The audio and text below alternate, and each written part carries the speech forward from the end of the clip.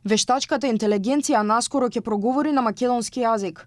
Првите резултати од проектот Везилка се очекуваат уште ова лето, со дигитална алатка што треба да им помага на граѓаните да стигнат до посакуваните услуги. Наместо класично пребарување, алатката треба директно да ги води до услугата што има потребна. Веќе од есен треба да почне нејзината примена во клучни области како здравството, земјоделството и енергетиката. На порталот услуги.gov.mk намерно не воведуваме алатки на вештачка интелигенција затоа што тие се базирани на некоја странска алатка. Со Везилка, кога ќе дојдете на порталот, веќе немаат вие да пребарувате услуга. Туку порталот ќе ве прашува, ќе биде агент или поддршка што ви е потребно.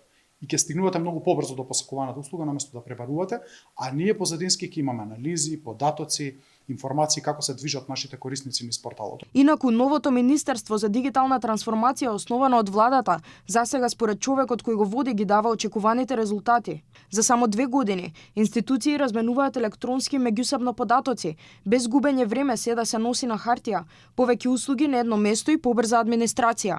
Во својот отчет за сработеното во изминативе 2 години, министерот Стефан Андоновски истакна дека од стагнација и наследен нефункционален систем функционираме современо. Месечниот број на издадени услуги се зголеми од 1354 во 2024 година на 13445.